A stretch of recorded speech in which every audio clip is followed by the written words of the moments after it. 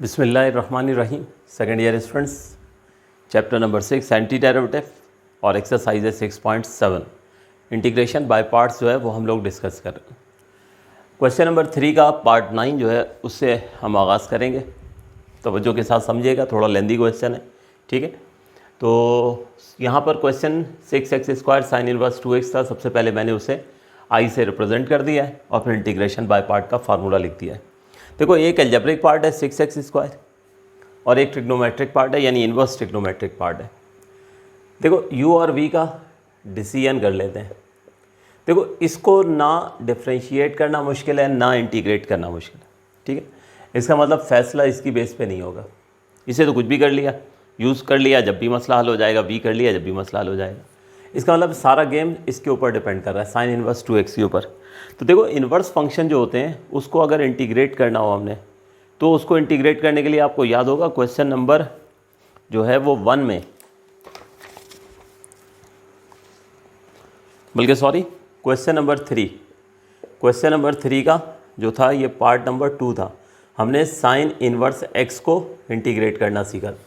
तो sine inverse x को integrate करने के लिए u इसको माना था और v जो है वो हमने किसको माना था, 1 माना था, और इंटीग्रेशन बाय पार्ट्स सॉल्व किया था।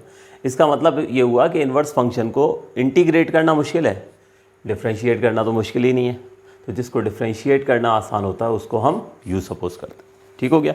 तो सबसे पहले तो ये फैसला हो गया कि साइन इनवर्स 2x जो है इसको डिफ्रेंशिएट करना आसान है, तो इसको जो है वो u माना जाएगा और v जो होगा वो क्या होगा, वो 6x² होगा। अब इसके बाद ये साइन इनवर्स x का मैं डेरिवेटिव भी बता दूं आपको कि साइन इनवर्स बल्कि 2x है, बहुत केयर से इसको समझना है। देखिए, साइन इनवर्स x की पहले बात करते हैं। देखो, साइन इनवर्स x का जो है वो डेरिवेटिव, जब हमने इनवर्स ट्रिग्नोमेट्रिक फंक्शंस की डिफ्रेंसिएशन पढ़ी थी तो मैंने आपसे ये कहा था कि साइन इनवर्स x का डेरिवेटिव होता है 1/1 - x², ठीक है। यानी जो भी यहाँ पे एंगल होगा उसका स्क्वायर होता था और उसके बाद 7 एंगल का डेरिवेटिव होता था। वो चूँकि सिंपल केस था तो x का डेरिवेटिव क्या हो जाता था, 1 हो जाता था, और हम कह दिया करते थे कि साइन इनवर्स x का डेरिवेटिव क्या है, 1/√1 - x² है। लेकिन अब की बार देखो, हमने u माना है साइन इनवर्स 2x को। तो केयर से कि अगर मैं आपसे कहूँ कि साइन इनवर्स 2x को आप जो है वो डिफ्रेंशिएट करो, तो देखो मैंने कहा कि उसका डेरिवेटिव क्या होगा, 1/√1 - स्क्वायर होगा किसका, एंगल का। जैसे यहाँ पर x था, साइन इनवर्स x था, तो 1 - x² हुआ। तो कहने का मतलब ये है यहाँ जो भी एंगल होगा उसका स्क्वायर था। तो यहाँ आपकी बार एंगल क्या है, 2x है ना, तो इसका मतलब है यहाँ 2x का स्क्वायर होगा, पहली बात। और दूसरी बात ये कि उसके एंगल का भी तो डेरिवेटिव होगा ना, क्योंकि इनवर्स ट्रिग्नोमेट्रिक फंक्शन भी क्या है, ट्रिग्नोमेट्रिक फंक्शन है। तो हमारे पास होगा ये कि ये 2x का डेरिवेटिव 2 हो जाएगा और डिनोमिनेटर में क्या आ जाएगा, 1 - 4x²। बात समझ आई है। तो साइन इनवर्स 2x का जो डेरिवेटिव हमें चाहिए वो क्या आएगा, 2/√1 - 4x²। तो ऐसी जो भी चीज़ आएगा रे उसको एक दफ़ा सेपरेटली सोच समझ के कर लिया करो, ठीक है। तो उससे फिर क्या होगा कि डिफ़िकल्टी नहीं होगी। साइन इनवर्स x का डेरिवेटिव था 1/1 - x², यानी रूल क्या है कि जो भी एंगल है उसका यहाँ स्क्वायर होना है। तो अगर यहाँ एंगल 2x होगा तो 2x का स्क्वायर हो गया, और उसके बाद अकॉर्डिंग टू रूल एंगल को भी डिफ्रेंशिएट करना होता है, तो 2x को डिफ्रेंशिएट किया तो 2 हो जाएगा, जो बाद में न्यूमरेटर वाले 1 से मल्टीप्लाई होकर ये 2/√1 - 4x² बन गया। 4x² क्यों बना, क्योंकि ये 2x पर स्क्वायर है, ठीक हो गया। तो ये इसको टॉप ऑफ द पेज पे या साइड पे कहीं पे नोट कर लें, बल्कि अभी नोट कर लें, फिर मैं इसको जो है वो रब कर दूंगा। ये काम आएगा जहाँ भी साइन इनवर्स 2x का डेरिवेटिव पुट करना होगा तो फिर हम ये पुट कर देंगे, ठीक हो गया।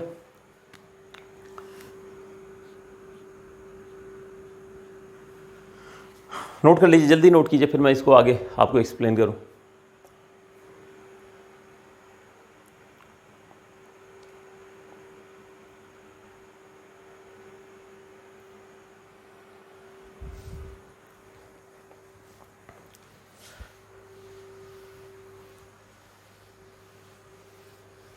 ओके, तो अब डाटा पुट करते हैं। लेफ्ट हैंड साइड पे आप डायरेक्ट ई लिख देते हैं, यू और वी की वैल्यू लिखने की ज़रूरत नहीं है, वरना मुश्किल हो जाएगी, ऐसी स्पेस कम हो जाएगी, ठीक है। डायरेक्ट डाटा पुट करते हैं। तो सबसे पहले यू रखना है, यानी sine inverse 2x।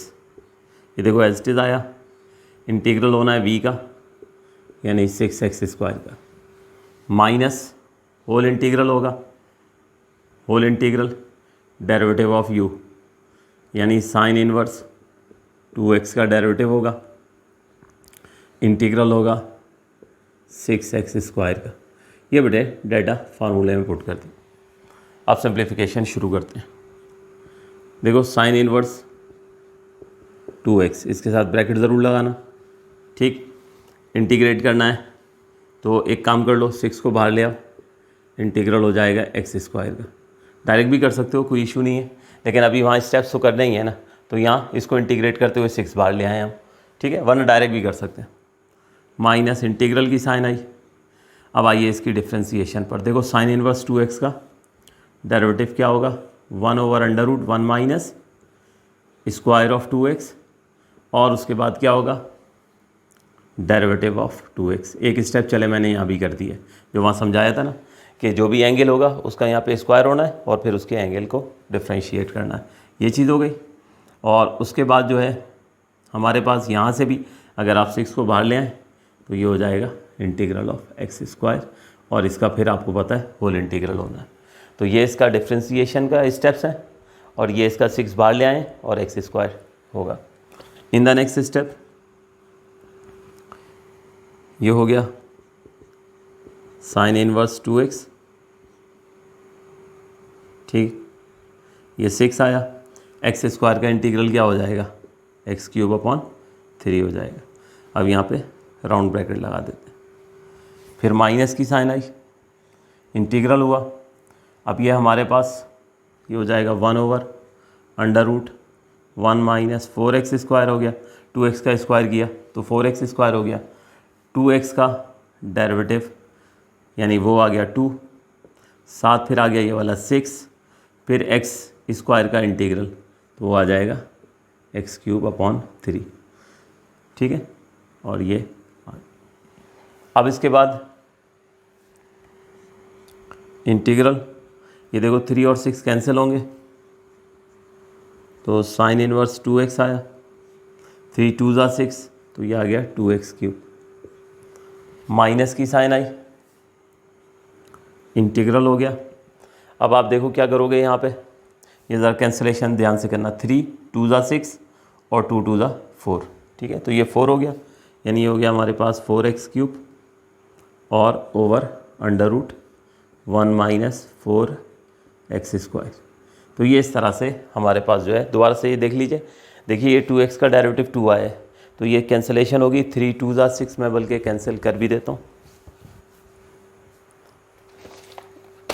Red pen अगर मिल जाए तो जी, चलें इसी से कर देते हैं। ये देखिए 3 1 ज़ा 3, 3 2 ज़ा 6 हो गया, और ये 2 इस 2 से मल्टीप्लाई होगा, तो ये हमारे पास क्या हो गया 4x³, 4x³ over 1 minus 4x² आ गया, ठीक है। अब इस स्टेज पर इसको इंटीग्रेट करने के लिए हमें आगे फर्दर मज़ीद सपोज़ करना पड़ेगा, ठीक है। तो फिर एक काम करते हैं, इस स्टेज पे इसको जो है ना वो सपोज़ कर लेते हैं, इसको I1 का नाम दे देते हैं, तो ज़्यादा सहूलत हो जाएगी। तो ऐसा कीजिए, आप लोग यहाँ तक नोट कीजिए, फिर हो सकता है रब करना पड़े तो फिर मैं आगे प्रोसीड करता हूँ। नोट करें आप लोग पहले यहाँ तक।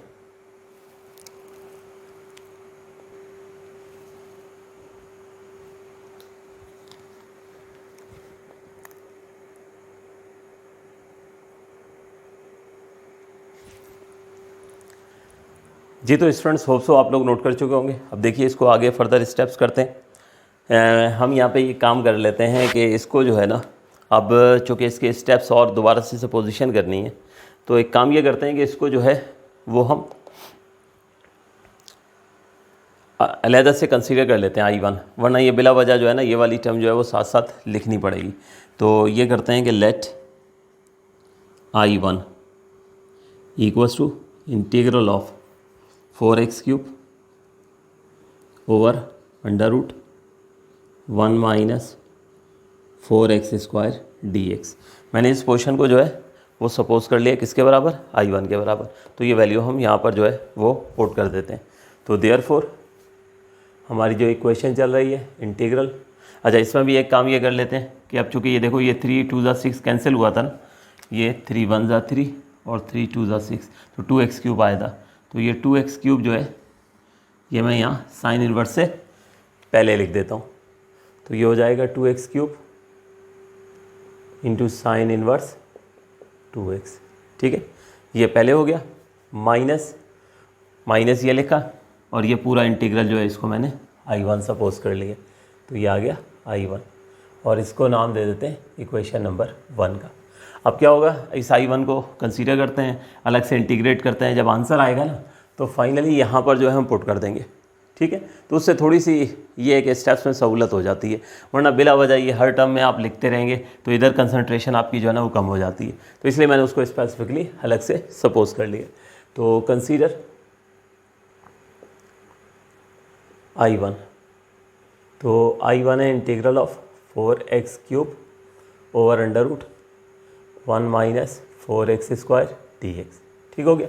अब इसको जो है वो हमने देखना है कि ये कैसे इंटीग्रेट होगा। तो एक काम करते हैं, अब सपोज करते हैं इसको 1 माइनस 4x², इसको सपोज कर लेते हैं y। इसका डेरिवेटिव निकालते हैं बाय टेकिंग डेरिवेटिव। तो ये आ जाएगा 1 का डेरिवेटिव हो जाएगा 0, माइनस 4x² को डिफ्रेंशिएट करेंगे। ठीक है, तो माइनस 8x dx आ जाएगा और इधर आ जाएगा dy। कैसे आ जाएगा, चलो जिन लोगों को प्रॉब्लम हो मैं बता दूं। देखो 1 का डेरिवेटिव हुआ 0, माइनस की साइन आई, 4 एज इट इज कोफिशिएंट है ना, x² का डेरिवेटिव क्या हो गया 2x हो गया। अब ये x वाली साइड है तो dx और y वाली साइड है तो dy। तो अगले स्टेप में ये क्या हो जाएगा minus 8x dx equals to dy। तो अगर आप कॉन्फिडेंट ना हो तो जल्दबाजी मत किया करो। ठीक है, छोटी छोटी चीज़ें ही जो हैं वो फिर बड़ी मिस्टेक का सबब बन जाती हैं। तो माइनस 8x dx आ गया और यहाँ से जो है हमने क्या करना है कि x dx की वैल्यू निकालनी है। तो माइनस 8 क्रॉस मल्टीप्लाई करके हम उस तरफ ले जाते हैं। तो x dx की वैल्यू आ गई हमारे पास माइनस dy/8, माइनस dy/8 आ गई। तो अब ये क्वेश्चन में आप देखो कि 1 minus 4x² equals to y suppose किया मैंने और x dx की वैल्यू निकाल ली है।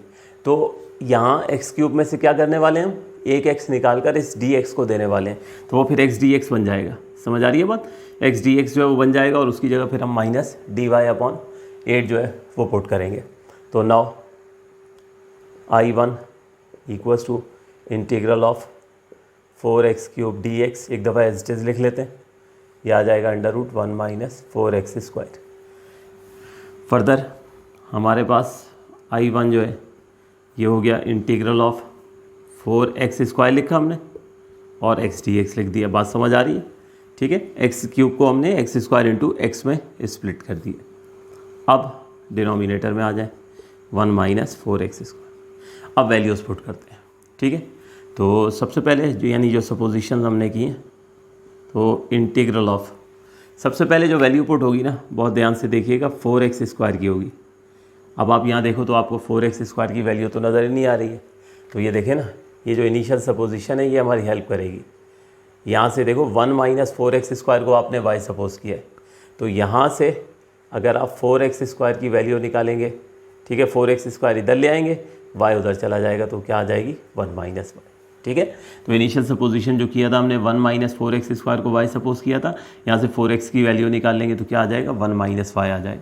तो इस 4x² की जगह मैं पुट करने जा रहा हूँ 1 माइनस y। उसके बाद हमारे पास दूसरा आ गया x dx, ये तो ये देखें x dx की वैल्यू ये रही माइनस dy/8 है। ठीक है, तो ये आ जाएगा माइनस dy/8, ये हो गया। उसके बाद आ जाए डिनोमिनेटर में, या एक काम कर लेते हैं ना, अगर इस स्टेज पे ही ये x dx यूँ लिखने के बजाय तो एक स्टेप बच जाएगा हमारा।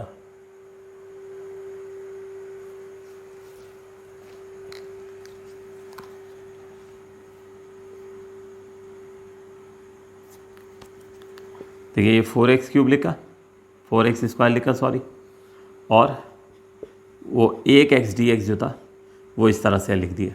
ठीक हो गया। तो अब वो फ्रैक्शन जो है ना वो सॉल्व नहीं करना पड़ेगा, एक स्टेप बच जाएगा, सिर्फ ये लालच है और कुछ भी नहीं है। तो 4x² की जगह आ गया 1 माइनस वाई अंडर रूट में 1 माइनस 4x²। तो 1 माइनस 4x² किसके बराबर है, y के, और x dx किसके बराबर है, माइनस dy/8।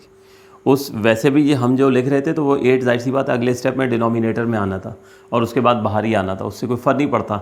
यानी अगर आप लोग जो है कर जाते हो तो फिर आप करते रहना, मेरे पास तो पॉसिबिलिटी थी ना रब करने की, अभी आप लोगों ने नोट करना है, तो इसलिए ये मैंने x dx साथ लिख दिया, ठीक है, फ्रैक्शन से हटा कर लिख दिया, तो डायरेक्ट माइनस dy/8 आए। अब ये -1/8 ये जाएगा बाहर,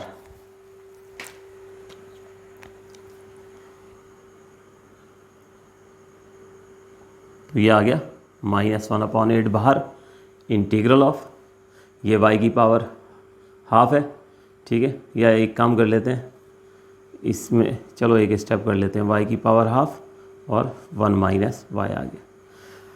नेक्स्ट स्टेप में स्टूडेंट होगा ये कि y की पावर हाफ ऊपर आ जाएगी, ठीक है, और y की पावर माइनस हाफ हो जाएगी, y की power minus half 1 minus y से फिर मल्टीप्लाई होगा और फिर इसकी इंटीग्रेशन की जो है वो बारी आएगी।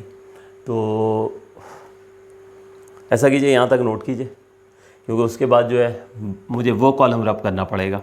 वजह ये है कि यहाँ पे ये स्टेप्स सारे इंटीग्रेट करने हैं और इंटीग्रेट करके फिर ये वापस वैल्यूज़ पुट करनी होंगी, तो मैं ये कॉलम रब नहीं कर सकूँगा, ठीक है ना। तो यहाँ तक नोट करें, फिर मैं कॉलम नंबर 1 जो है वो रब करूँ।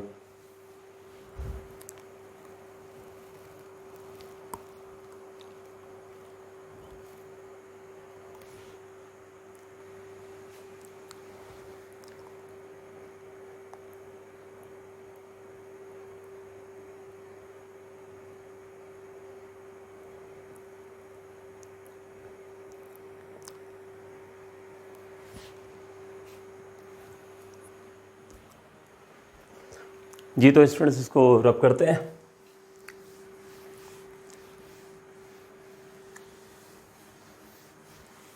कॉलम 1 को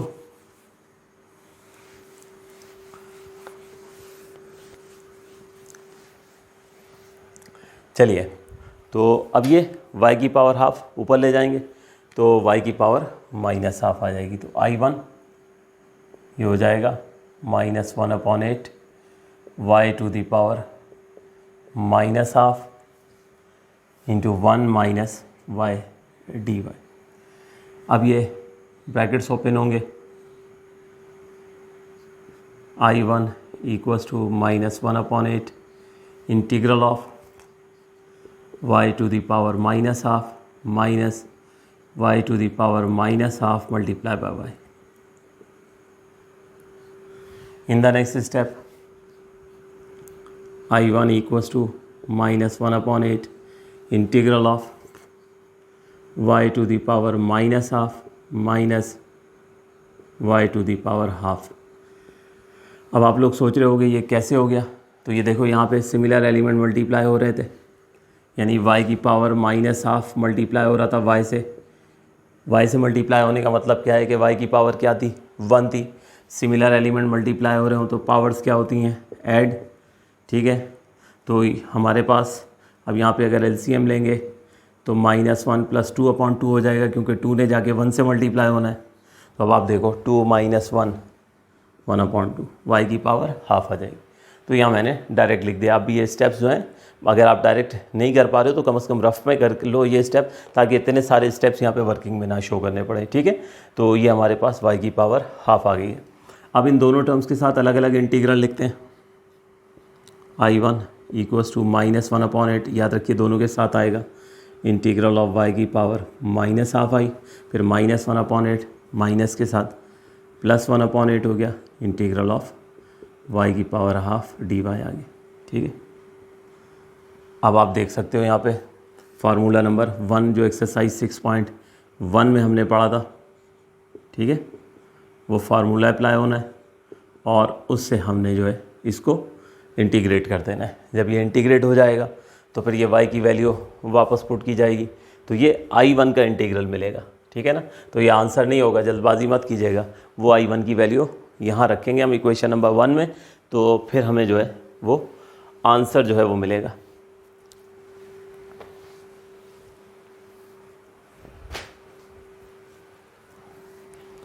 तो ये हो गया I1 इक्वल्स टू -1/8। अब यहाँ इंटीग्रेट करने जा रहा हूँ तो ये हो जाएगा हमारे पास y की पावर -12 + 1 ओवर -12 + 1 और उसके बाद प्लस 1/8 y की पावर हाफ को इंटीग्रेट करेंगे तो y to the power half + 1 over half + 1। ठीक हो गया। अब उसके सिंप्लीफाई करें तो I1 -1/8। ठीक है, मेरा ख्याल में अब डायरेक्ट कर लेते हैं। -12 + 1 LCM लेंगे ना तो ये y की पावर हाफ बन जाएगी और डिनोमिनेटर में भी -12 + 1 सॉल्व करेंगे तो क्या आ जाएगा, हाफ आ जाएगा। इसी तरीके से यहाँ पर +1/8 आया, यहाँ पर हाफ + 1 है, यहाँ -12 + 1 था। -12 + 1 का जब आप LCM लेंगे तो -1 + 2/2 यानी 1/2 आना था, जबकि आप हाफ + 1 है। ठीक है, तो हाफ + 1 का यहाँ LCM होगा तो क्या हो जाएगा 1 + 2/2 यानी क्या होनी है, पावर 3/2 होनी है। तो यहाँ हो गई y की पावर 3/2 और ओवर 3/2।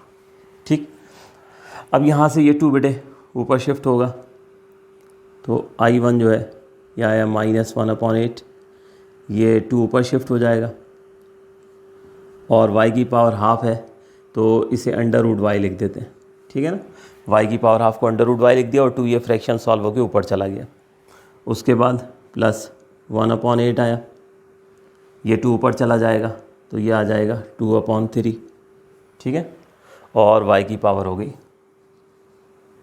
3/2।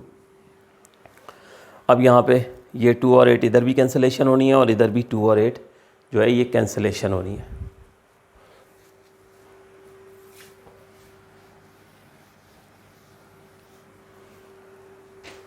तो मेरा ख्याल में यहीं इसको करते हैं।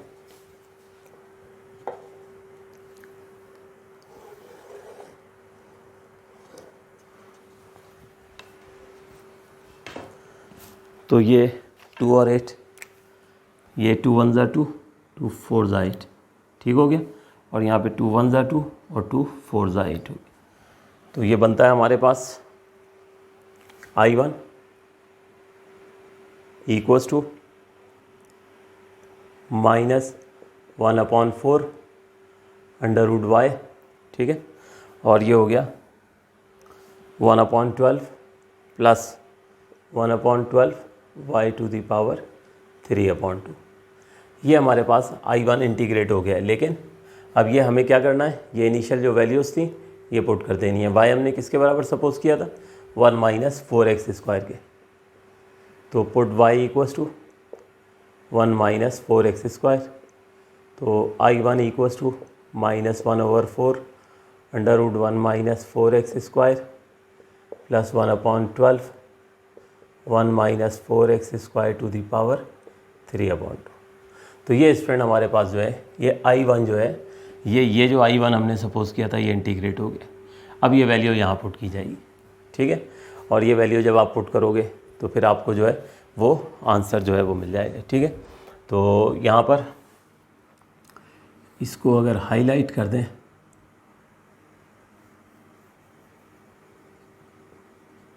y इक्वल्स टू 1 -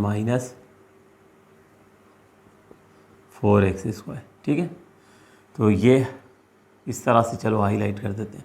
आप लोग इस तरह से अगर स्क्वायर बॉक्स बना दीजिएगा, रेक्टेंगुलर बॉक्स, तो ज़्यादा बेहतर है। ठीक, तो नाउ पुट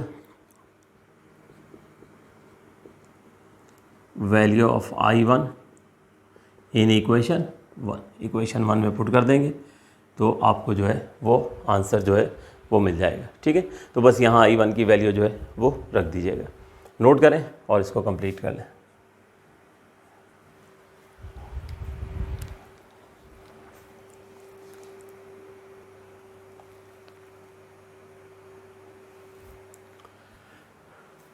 तो ये आप स्टूडेंट देख सकते हैं ये I1 की वैल्यू आ चुकी है। ये I1 की वैल्यू मैंने यहाँ पर जो ये पुट कर दी है। अभी आप ब्रैकेट ओपन कर देंगे, ठीक है ना, ये बाहर माइनस की साइन है तो हमारे पास फाइनली ये आ जाएगा 2x³ साइन इनवर्स 2x। ठीक है, माइनस माइनस प्लस 1/4 √1 - 4x², ठीक है, और माइनस प्लस माइनस 1/12 1 - 4x² की पावर 3/2 और प्लस सी। तो ये बेटे फाइनली हमारे पास इस क्वेश्चन का जो है वो आंसर आ गया है। तो लेंथी क्वेश्चन ज़रूर था, लेकिन कॉन्सेप्ट बिल्डिंग के लिए करा है, कोई इतना ज़्यादा परेशान होने की ज़रूरत नहीं है, ठीक है। एग्ज़ाम्स में इसके चांसेस नहीं है बिल्कुल भी आने के, लेकिन बहुत सारी चीज़ें हम इसलिए भी कर रहे होते हैं कि हमें सीखनी है, तो इसको जो है एक आध दफ़ा कर लीजिएगा, बहुत ज़्यादा इस पर जो है वो टाइम वेस्ट करने की ज़रूरत नहीं है, ठीक है। तो इसको नोट करें, फिर देखते हैं टाइम अगर है तो मज़ीद प्रोसीड करते हैं।